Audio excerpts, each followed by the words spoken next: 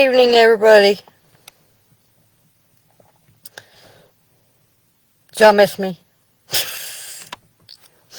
I had to take yesterday off.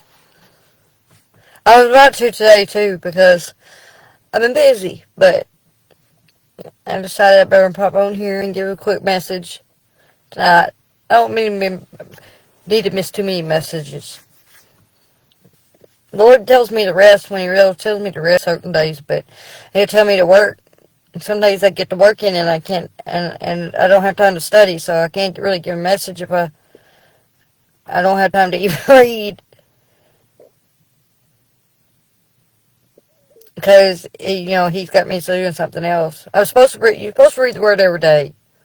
And I do read at night before I go to sleep. If I do a lot of work all day and I don't get anything done, I do read at night, but I just don't have time to sit and write my message that I'm going to give to y'all. So,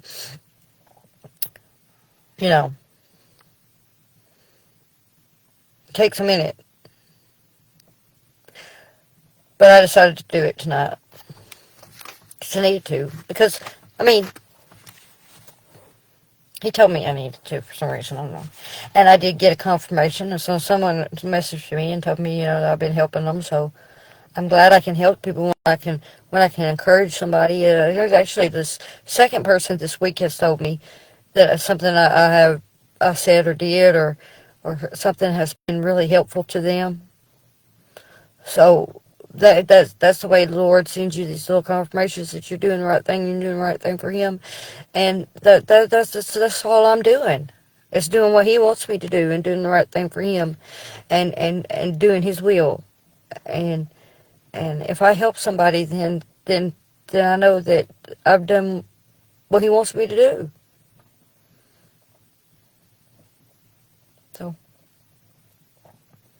anyway. So y'all know that my help, it don't come from me. It comes from Him. If y'all are helped, it's because He's helping you through me. I'm the vessel. That's the whole point. The Lord sends His servants.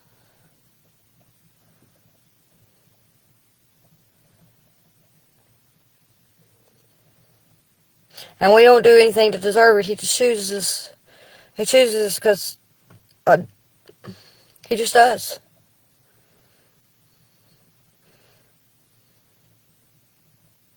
I'm glad He did.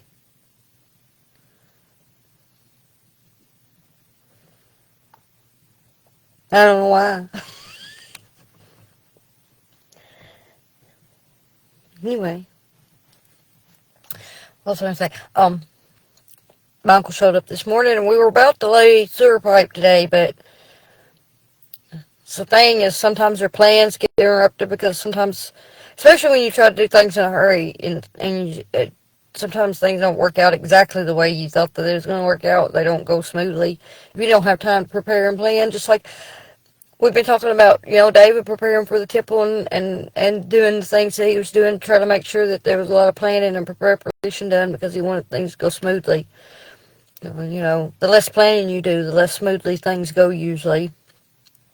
Because we had to throw things together pretty quickly when I moved my building, We didn't get it exactly planned like where was going to be the best place we put the building and all that, about hooking up utilities and the sewer and all that kind of stuff. We just moved it and set it where best place we could figure out that day. And so now we're just kind of having to go with the flow of things. So, and then of course, my uncle come over here the other day with the ditch witch because he had it, and so we just said, well, we're gonna put it right here and just dug the hole, and so, but today hit a little bit of a snag with the plumbing issue, and we had kind of regroup and replan something. We gotta go at it from a different way, but so we're gonna figure it out. It's get it done. So we didn't get that done today, but that was okay because then it gave me the chance, Because I thought when he showed up this morning, I was like, oh, well, we're going to do this today, so I ain't going to get the car put back together till tomorrow. Well, then we hit that snag. And it gave me time to put the car back together today. So I got the pants on the car and I just drove it, and it's shipped in. It's not. I think it's going to take a few days for the computer to get everything back in line, because it seems like it's doing better than it was, but it's still having some issues. But I think the issue that it's having is, I think, is the computer trying to recalibrate things and trying to get everything back in trying to figure everything out from the new parts. So, uh, but it's running, and I mean, it's shifting. It's good and good. So, hallelujah. Give it a couple days, and hopefully, it's that difficult part's gonna be solved. I still gotta go take it and go put it on a code reader and see if that code's gone. It still needs a couple other things. It needs an oxygen sensor and it needs a CV joint, but one thing at a time. We're getting there. We're getting there. It's amazing how far I've come in 7 weeks. So I was looking at that yesterday. It's been 7 weeks.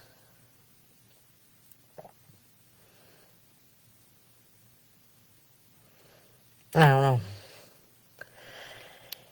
Anyway, so it's coming along. It's coming along. I know everybody got to see an amazing thing in the sky. I didn't get to see it because there's too many trees around here. The northern lights, these trees. It's not, but there's just like a little section of the sky that you can see through these trees. So, I mean, it is what it is. Anyway, where am I at? Today's message. Today's message. We're in 2 Chronicles 2, and this message is called Solomon from Timber to Testimony. This chapter focuses entirely on King Solomon's planning, or his preparations for a building of the temple in Jerusalem. David made a lot of preparations, but it wasn't, all the preparation wasn't complete. Solomon still had to do some stuff, and he also, this chapter covers him. He wanted to build his own house too. This is part. It's not just building the temple, but also building his own house, his own personal house. David built a house too for himself, but they all built the houses, house for themselves too. So,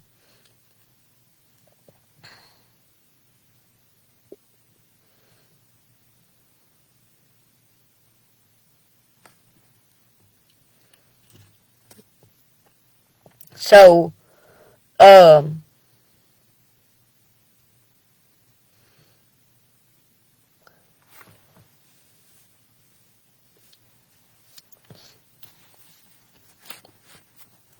this chapter emphasizes the magnitude of the task and Solomon's devotion to God and his purpose, which was particularly encouraging for this post-exilic community who were themselves struggling to rebuild the temple.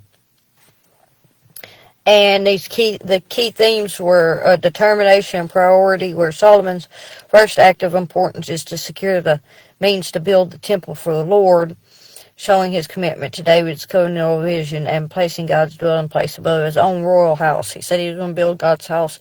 He wanted to build his own house, but he said he had to build, God's house was more important than his own.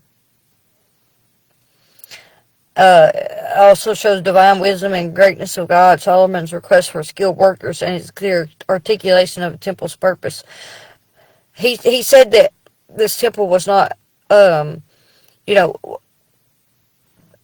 it wasn't made to contain God, because God can't be contained. It was made strictly to for offerings and worship of God. It's not like they were building something that was going to hold God. It's something that they were building. I mean, it was when David talked about the temple and the ark was going to dwell there because God's presence was going to dwell there. Doesn't mean that it was going to be like something that was going to contain him and hold him back. In other words, he was small enough that he would fit in there, and that he'd have, you know what I'm saying, he had to have no, like if you pour water in a container and that's it, you seal it off, and that's the water's in the container. God's too big to fit in something, but it was going to be a dwelling place. It was going to be a um, God's presence could reside there, but it was mainly um, for that point of having a place to go to offer, to stand in His presence and offer offerings and worship to God. So this showed his commitment to David's covenantal vision and placing God's dwelling place. Wait, excuse me. I back up. I just read the wrong part again. Solomon's this was the offerings and worship him demonstrated the wisdom God had granted him. Hiram's response itself praises the Lord for giving David such a wise son. Let me go back over that again. So it's divine wisdom and greatness God. Solomon's request for skilled workers and his clear articulation of the temple's purpose, not to contain God, but to burn offerings and worship him, demonstrated the wisdom God had granted him. And Hiram's response itself praises the Lord for giving David such a wise son. That's the part I was rushing. I went over the wrong part again. I'm tired, y'all. I worked on the car all day today. And so, it also highlights collaboration and provision. The successful partnership between Israel and the Gentile nation of Tyre highlights the universal scope of God's work. Solomon provides food, oil, and money, while Hiram provides the essential cedars and cypress timbers from Lebanon and a highly skilled artisan. So this is pretty much what Solomon did. Was he needed some wood. Let's just put it that way. He needed more preparations. David gave him a lot of resources. David gave him a lot of preparations, but Solomon needed more. And he also needed more workers. He didn't have enough workers, but they had a lot. They had a lot of workers, but they didn't have enough. So Solomon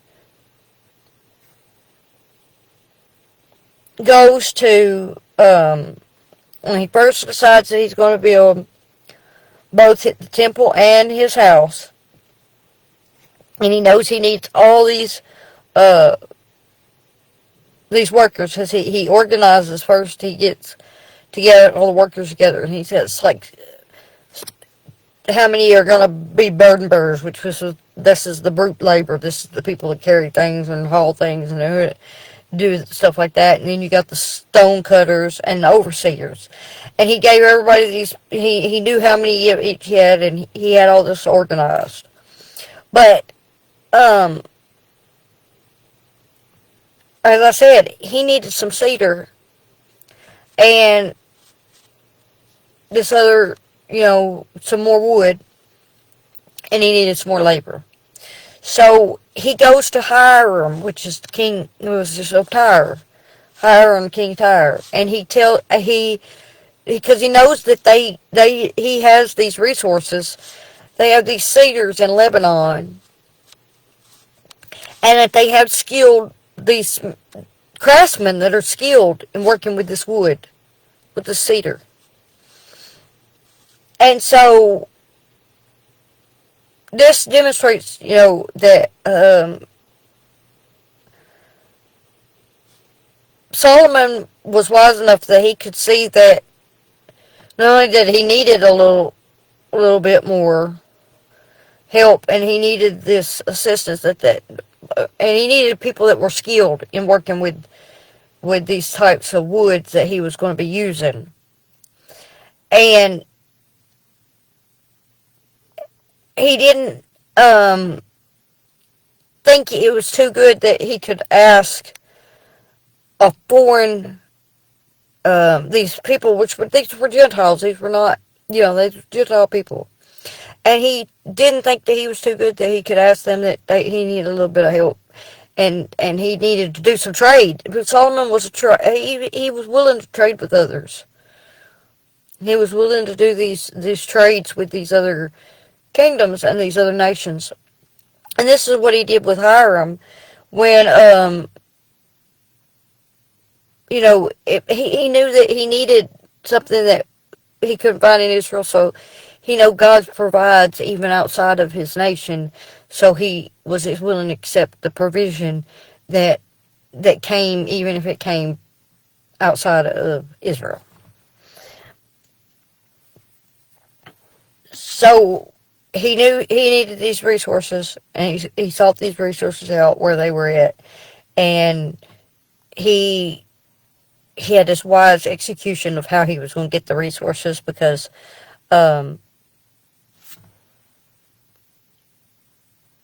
he sends to Hiram this formal request to Hiram, King Hiram, and he asks him for this a cedar and the cypress and the skilled craftsman.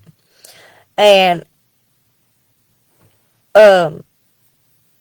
Solomon, in this request to her, he emphasized the holiness and reverence due to God, noting that the temple's function is for offerings and not to contain the great God who is above all heavens. That's what he pretty much told Hiram, that, he knew that this was not going to contain God. And he says it's a rhetorical question. He's like, who is able to build him a house, since heaven, even highest heaven, cannot contain him? And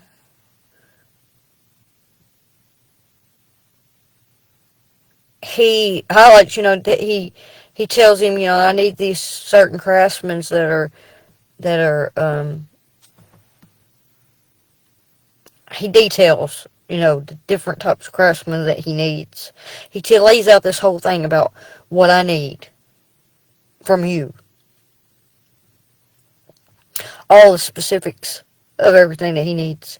He needs this timber from Lebanon. He needs this wood. And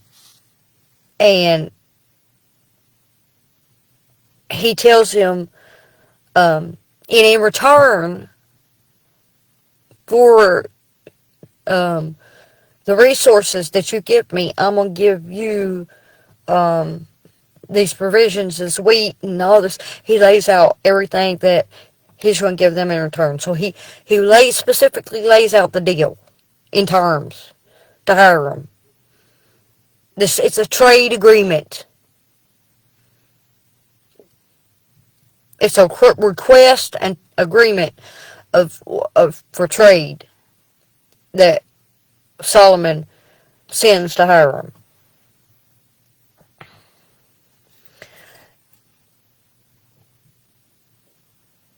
And Hiram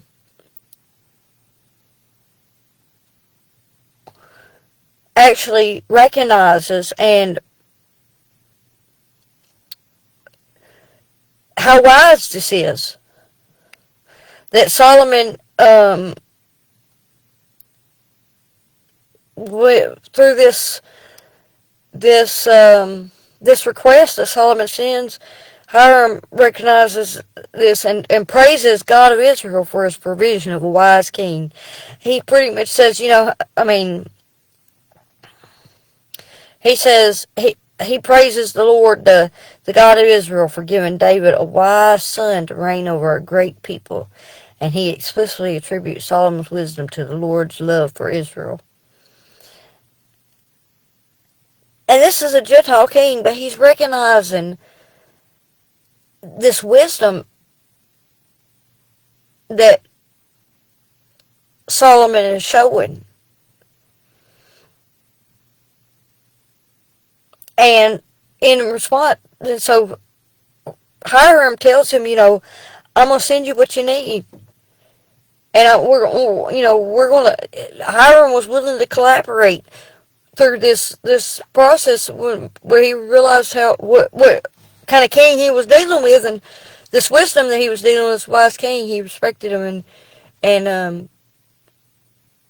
and he was willing to work with Solomon and collaborate on um this thing. And so um he sends this master craftsman, and said his name was Haram Abi, and he was a master craftsman and mixed Israelite and Turanian background, and he was skilled in all the areas that Solomon requested, from metals to textiles and engravings. Because Solomon said, I need craftsmen that are skilled in all these different things, and he laid out the wood and the metal, and he did all these things, and Hiram pretty much says, well, I got this guy that knows how to do everything. I got this guy that knows, he's a jack of all trades. I'm gonna send him.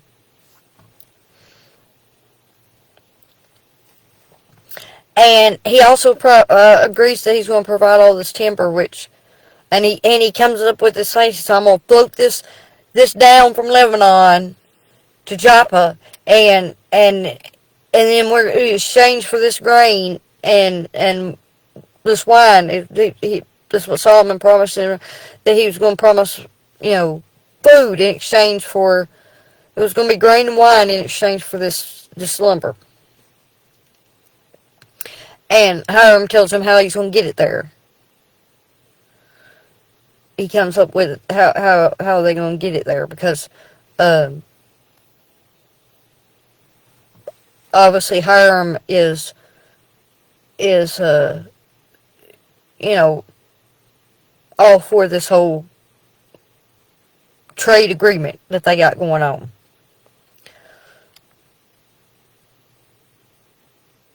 And then um, the end of this chapter shows stewardship and orderly execution, and it closes by reiterating the organized assignment of the huge labor force. Solomon, he kind of does like a census like David did, but he he he wants to know how many uh, of these, um, he numbers the Israelites and the foreigners separately, and then assigns, the everybody to their different um, duties. And this is the concludes the preparations that they for the physical construction phase of the temple, that he's getting ready for this physical. This is what um, this was like the first steps of the physical construction beginning, the first phase of physical construction of the temple beginning. David did a lot of planning, but it wasn't preparations for the actual physical. He did the organizational things, and gathering resources and organized the Levites that would do the worship and all that thing once the temple was built. This is Solomon planning for the actual build of the temple. So, um,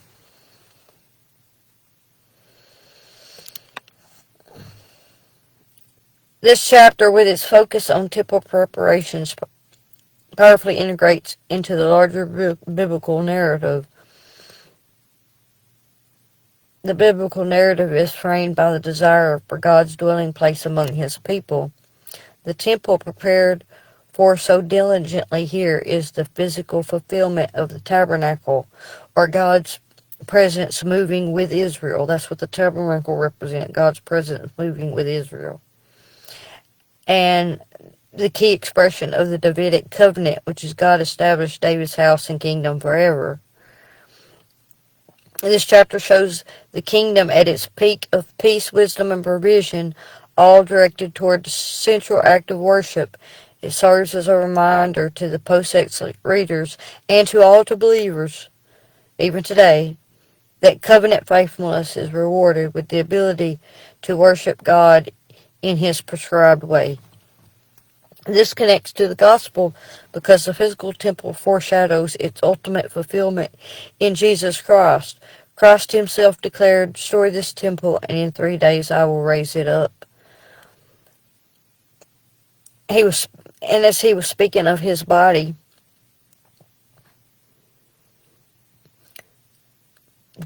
Jesus' body was the temple. When he said that, "Destroy this body and I'll raise it up in 3 days," he was talking about his own physical body. It was just like the physical temple of God, but his body was the physical temple because the Spirit of God dwelled in him in that physical form, because that's who he was. Is. Still is.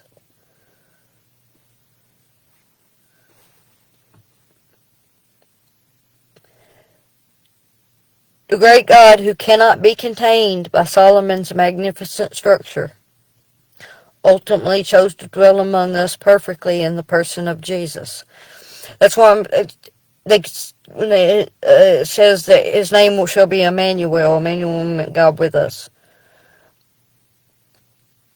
He dwelt among us in physical form. The Word became flesh and dwelt among us. Just like how Solomon built that temple that was a physical structure out of stone and wood and metals, bronze and gold, and everything that was built out of. And he built that temple so that God would dwell within it, even though he could not be contained by it. He would still dwell in it.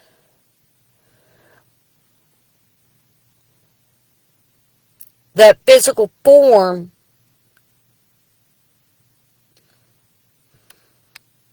that came by way of a babe born in Bethlehem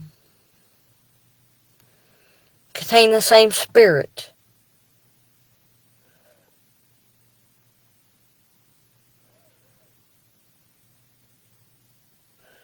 It was flesh, a temple made out of flesh.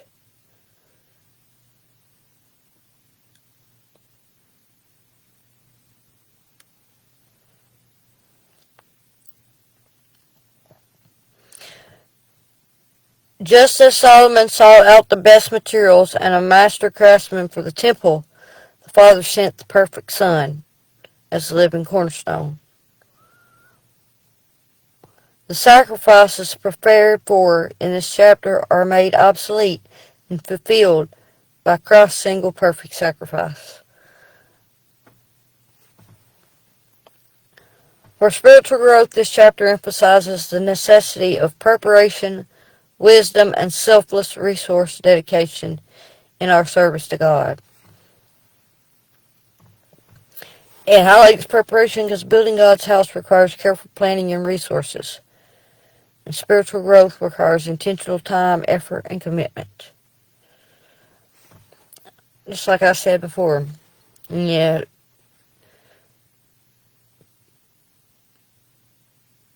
planning, the more planning you do,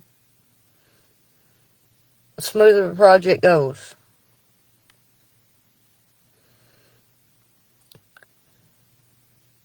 As far as spiritual growth, the more discipline and more preparation, more time and effort and commitment that you put into it, the smoother the walk and the faster you grow.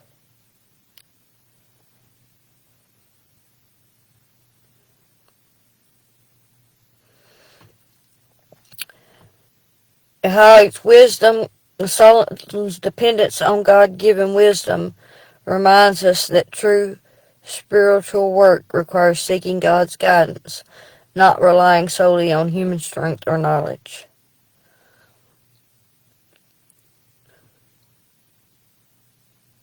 We have to look to God for, just like Solomon did when he asked God for the wisdom to lead the people. That's what we have to ask God, but we have to ask for it daily. Wisdom to walk in the ways that he wants us to walk and in his will, to stay within his will.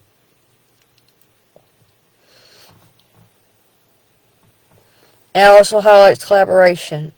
The use of skilled workers from different nations shows the value of unity and diversity for God's work, which is foundational to the New Testament church. We are now the temple of the Holy Spirit, 1 Corinthians 6:19, and our spiritual growth is intrinsically tied to faithfully and wisely building our lives upon Christ's foundation. He is our cornerstone. He is. I was talking to my uncle this morning about it, about how when we were talking about how things are, how people are and how things are in the world, and how there's so many different religions, there's so many different people have so many different ideas and ways of doing things, and he said, how do you get everybody working toward the same thing for goal? In other words, we was talking about, like, what would be the best thing for the whole world, that we need. There needs to be, how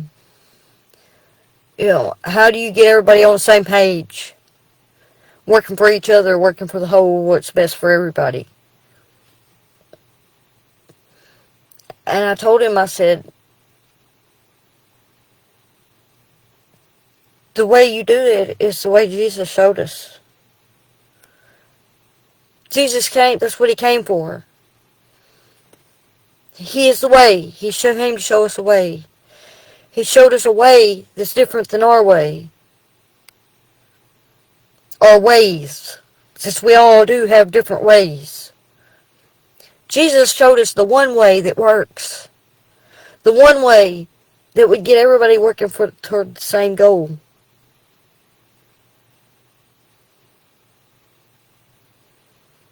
The one way that would lead to everybody getting along and being at peace with each other.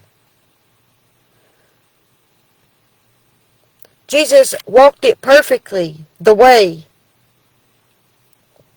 And he showed us, step by step, the way. The problem is, we don't want to follow it.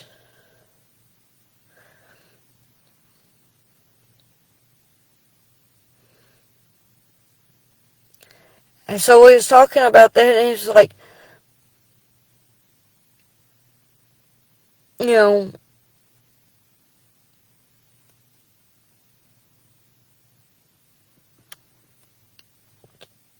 that's the foundation. That was the whole point of the whole thing, is to show us.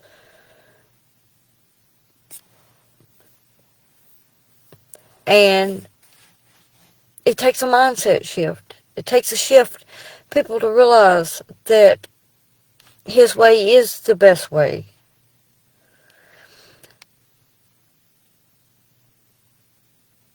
When we deviate from Jesus' way, though, when we start putting our own ideas into it, we start getting things wrong. We don't want to look at what Jesus did. What did Jesus say? What did Jesus teach? What did Jesus do? And we want to start putting our own ideas into it. That's when that narrow way turns into a broad one.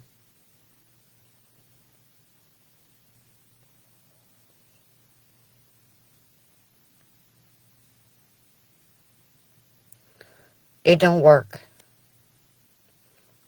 It never will.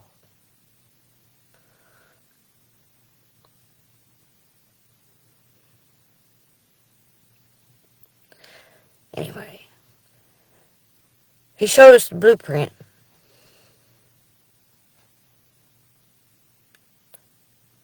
Or a map, whatever you want to call it. All rolled into one. Just like David did when he headed all that over to Solomon. He had the blueprint, the designs, the plan, the preparations, the resources. He had it all laid out.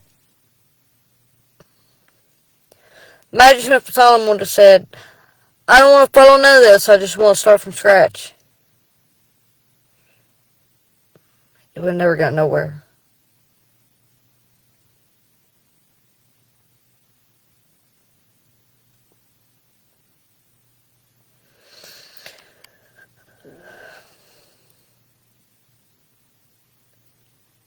So I was talking to him and I said, so he said, well, how would you ever get everybody to listen to all of that? And I said, that's where most people don't realize that. Yeah, me and my uncle are really big Star Trek fans. I watch Star Trek. He got me watching. I was watching him when I was a kid, and I saw him watching Star Trek, and I was like, "What is this?" And he was like, "The Star Trek." It was back in the '80s when I first came on. I started watching Star Trek, and I've been a fan ever since. And I watched Star Trek religiously for years. But the thing about Star Trek is they have this vision of how people don't work for accumulation of wealth or what they get. They work for the benefit of the whole of all of humanity. And that vision is pretty much the kingdom. But there's one thing that happens with Star Trek is there's a narrative with Star Trek that strays from the narrative, a biblical narrative.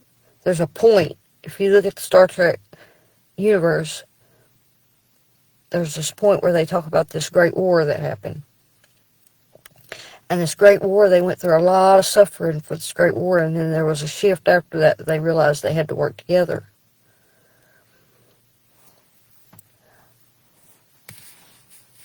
And part of that was that they made first contact with another alien race that made them start rethink things, too, after that. But I told my uncle, I was like, that's where the Star Trek universe and the biblical narrative strays, because there is an event that happens. It's going to shift mindset that leads to the millennial kingdom. But this event, it's not aliens.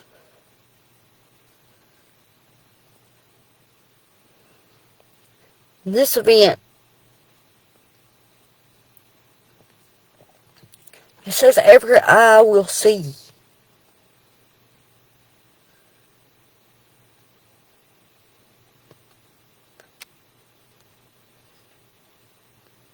Jesus returns.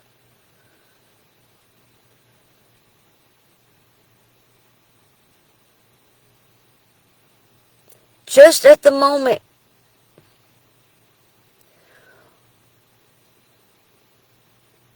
when utter annihilation is imminent, Jesus intercedes.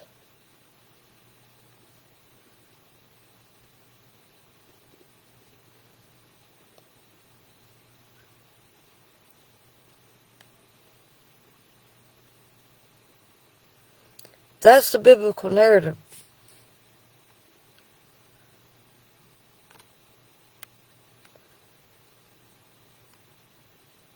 The king comes to claim his kingdom.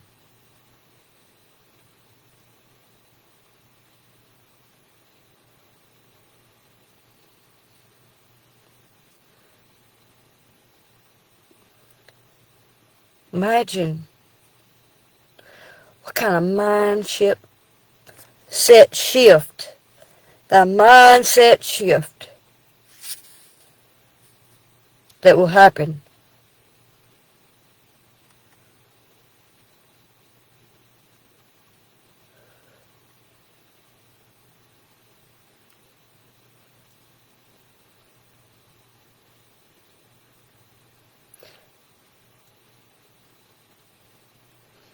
He's not going to force anybody to love him.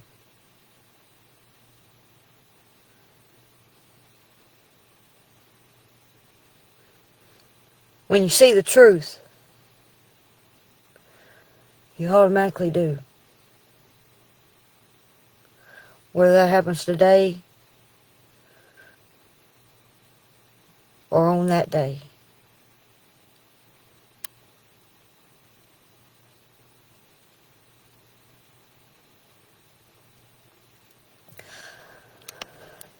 I love y'all.